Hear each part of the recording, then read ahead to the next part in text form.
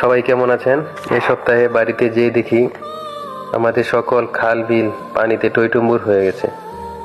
দুঃখের বিষয় হলো, যারা পুকুরে মাছ ছেড়েছিল এবং ফিশারিজ করেছিল তাদের সকল মাছ এসব জায়গায় চলে এসেছে।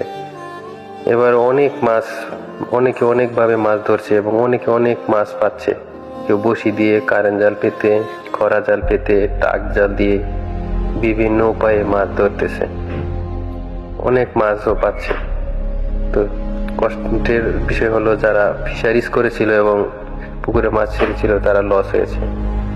এবং অনেক কৃষক ভাইয়ের জমি পানি নিচে চলে গেছে। এত এত খরচ করে তারা ধান লাগিয়েছিল, তো ধান হওয়ার পর, সার বোনার পর অনেকের জমি পানির নিচে চলে গেছে। আল্লাহ তাআলা কি না পারে, এক মুহূর্তে সব ধ্যান ধারণা মানুষের পাল্টে দিয়েছে।